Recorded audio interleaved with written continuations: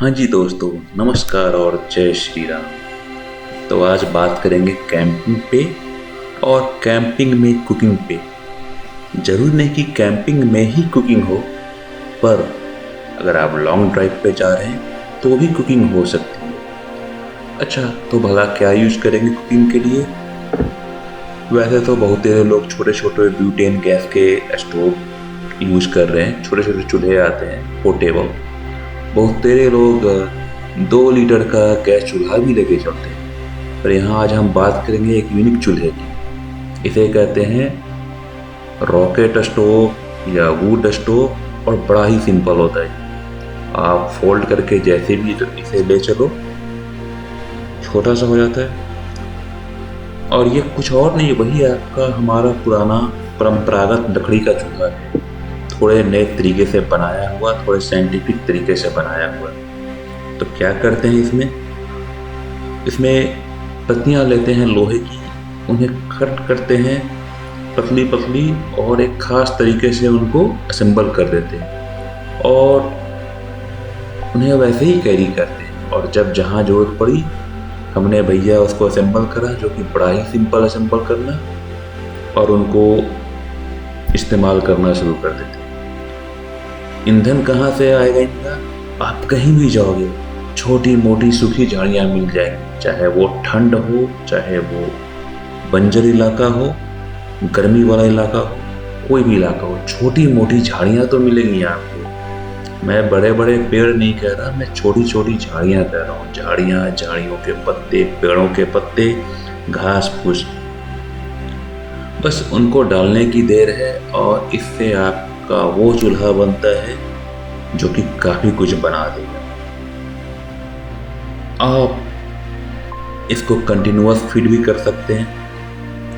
वैसे तो बहुत तेरे तरह के आते हैं, बहुत तेरी डिजाइन में आते हैं, पर हमने ये जो डिजाइन दिख रहा है इसको फॉलो करना उचित समझा। और 3000 के, 4000 के, 5000 के, तो हमने क्या कह रखा, हम ठहरे इंजीनियर आदमी,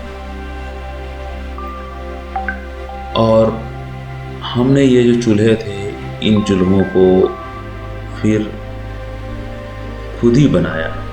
कैसे बनाया आगे दिखाएंगे। तब तक आप ये देखिए इस चूल्हे से क्या क्या हो सकता है।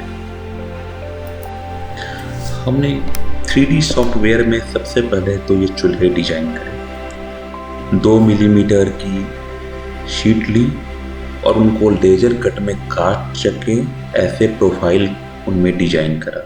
तो जब हमारा ये पूरा का पूरा चूल्हा 3D में डिजाइन हो गया, हम अपने एक दोस्त के पास ले गए जिसके पास लेजर कट मशीन थी, और पूरे प्रोफाइल को, सारे पार्ट्स को लेजर कट में कटवा दिया। अच्छा, आप 3D में कैसे करा ये देखिए। जैसा कि आप लोग स्क्रीन पे देख सकते हैं, ये एक स्ट्रक्चर यहाँ पे है। तो मैं आपको बता दूं कि यह जो स्ट्रक्चर दिख रहा है आपको, यह एक कैंपिंग स्टोव का स्ट्रक्चर है जो कि काफ़ी सिंपल है। इसका जो ओवरऑल डायमेंशन है वह 1x1 फीट का डायमेंशन है। वहीं पे अगर आपको मैं इसकी लेंथ की बात करता हूँ, तो इसकी जो लेंथ है वो तकरीबन 270 मिलीमीटर है। और वहीं पे अगर इसकी विड्थ की बात की जाए तो ये भी 270 मिलीमीटर ही है। वहीं पे इसकी हाइट की अगर बात की जाए तो इसका जो हाइट है तकरीबन 297 मिलीमीटर है, जो कि लेंथ और विड्थ से थोड़ा सा ही ज़्यादा है। ठीक है, और मैं आपको एक इसका ओवरव्यू दिखाना चाहता हूँ। ये कुछ इस तरह से दिखता है। ये आपको टॉप एरिया है, और ये जैसे कि आप लोग साइड से देख सकते हैं, ये कुछ इस तरीके से दिख रहा है। और इसका जो बॉटम है, बेस जो है, ये आपको इस तरह से दिख रहा होगा। यहाँ पे मैं आपको डायमेंशन हाइड कर दे रहा हूँ सो डैट कि आपको क्लियर विजिबल हो सके। ओके, तो मैं आपको हर एक पैनल को हाइड करके मैं आपको दिखाना चाहता हूँ कि ये एक्चुअल में किस तरह से असेंबल हुआ है पूरे। तो सबसे पहले अगर हम इसको हाइड करते हैं तो ये कुछ इस तरीके से ओपन होगा, ये आप लोग देख सकते हैं। वहीं पे अगर मैं अब इसको हाइड करता हूँ तो ये कुछ इस तरीके से दिख रहा होगा आपको। ये जो आपका जो टॉप का 2 पैनल है इसे अब हम लोग हाइड करते हैं। ये एक था और ये एक, ये दोनों प्रीटी सिमिलर ही था, ये आप लोग देख सकते हैं। और वहीं पे बात करें इस पैनल को हाइड किया जाए तो हम लोग इसे भी हाइड करते हैं। तो ये कुछ इस तरीके से दिख रहा है। मैं अब इस साइड वाले पैनल को भी हाइड करता हूँ, ये आप देख सकते हैं। ये कुछ इस तरह से असेंबल था। और मैं अब ये लास्ट वाले पैनल जो है एक और साइड पैनल को इससे भी हाइड करता हूँ। अब आप लोग देख सकते हैं कि यहाँ पे एक बेस जो था वो हम लोग का यहाँ पे बस रिमेनिंग है, बाकी सारे पैनल हम लोग हाइड कर दिए। तो ओवरऑल ये जो था वो बहुत ही सिंपल वे में, बहुत ही सिंपल था, इजी टू कैरी। ओवरऑल आप लोग को मैं इसका व्यू दिखा रहा हूँ। तो ये कुछ इस तरीके से असेंबल होके आपको ये इस तरीके से कुछ दिखेगा। बस ऐसा ही हमने कटवाया अपने दोस्त से लेजर कट और इसे असेंबल कर लिया और चूल्हा हमारा तैयार।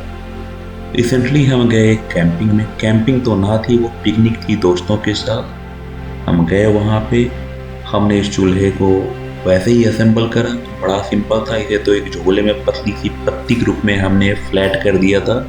ले गए, खोला, असेंबल करा और वहाँ पे हम सभी ने छोटी छोटी झाड़ियाँ चुनी, टुकड़े चुने, घास फूस चुना और उसे आग लगा के हमने ये रेडी कर दिया। बच्चों ने भी बहुत ही उत्साह दिखाया। बच्चे भी खुद से दौड़ दौड़ के जितनी भी सूखी सूखी टहनियाँ मिल रही थी चुन के लाए। और मुझे तो लगता है कि बड़ा ही सिंपल है। आप कहीं भी जाएंगे आपको टहनियाँ मिल ही जाएंगी, टूटी हुई, सूखी हुई, आप हाथ से भी तोड़ सकते हैं। आपके पास अगर एक छोटा सा चाकू हो तो और भी क्या ही कहने। साथ ही साथ हमने एक कुल्हाड़ा ले रखा था, छोटा सा कुल्हाड़ा। उस कुल्हाड़े से भी हमें कुछ मोटी मोटी सूखी हुई टहनियाँ मिल गई जिसे हमने काटा। राइट, हमने कपूर भी रख रखी थी। कपूर के टुकड़े आते हैं ना, छोटे छोटे टुकड़े आते हैं, कपूर जलाने में बड़ी मदद करती है।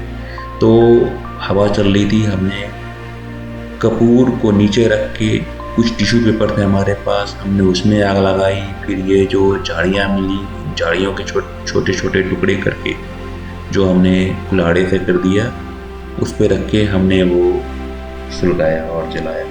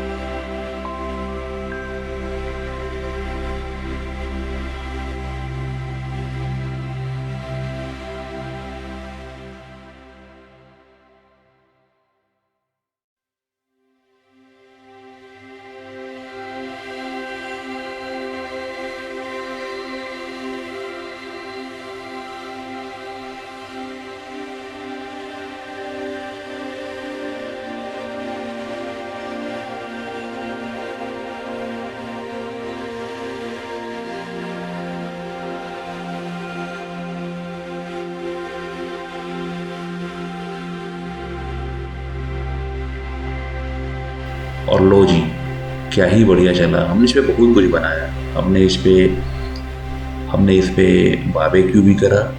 अच्छा, बारबेक्यू हम डायरेक्ट इसके ऊपर नहीं कर पाए थे, तो हमने क्या करा, जो लकड़ियाँ थी वो लकड़ियाँ इसमें जला जला के हमने, जब उनसे धुआं निकलना बंद हो गया तो हमने उसमें से, इस चूल्हे में से निकाल के बारबेक्यू वाले पैन में रख के उसके ऊपर फिर हमने बारबेक्यू करा।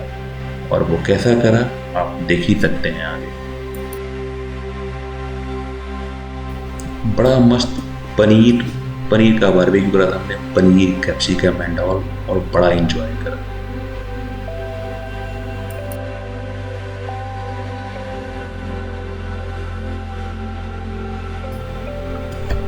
कैंपिंग कोई नई चीज नहीं है, काफी सालों से, दशकों से, सदियों से, हजारों सालों से आदमी कैंपिंग करता है। पर पिछले 2 सालों में लॉकडाउन की वजह से जब मौका मिला लोगों को निकल के जाने का, तो लोगों ने शहरों की बजाय जंगलों का रुख किया। लोगों ने अपनी गाड़ियां निकाली, ड्राइव पे निकल पड़े, रास्ते में रुक के खाना बनाने लगे। लोग जंगलों में गए, कैंपों में गए।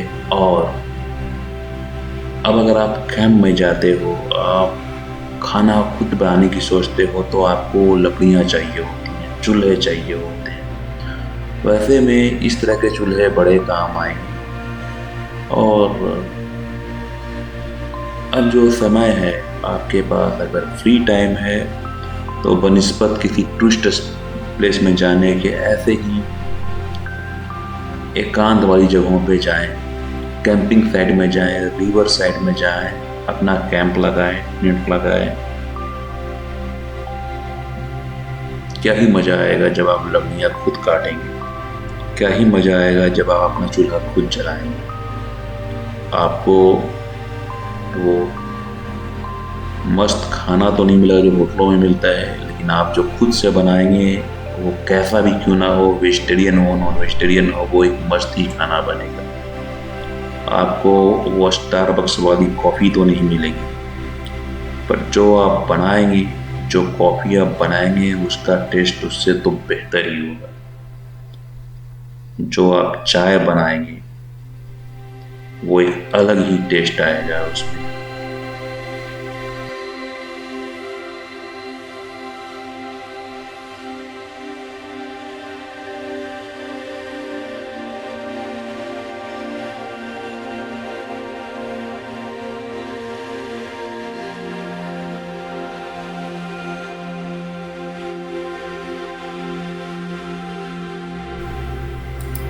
तो फिर देर किस बात की भला, चलिए चले जंगल की ओर, उठाएं अपने कैंप, साजो सामान और अपना पोर्टेबल लकड़ी का चूल्हा।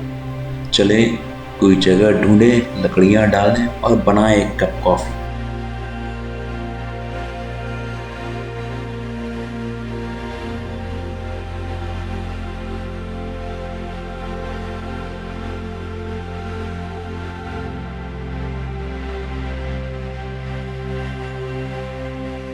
तो मिलते हैं अगली बार एक कप कॉफी के साथ जंगलों में। तब तक के लिए अलविदा।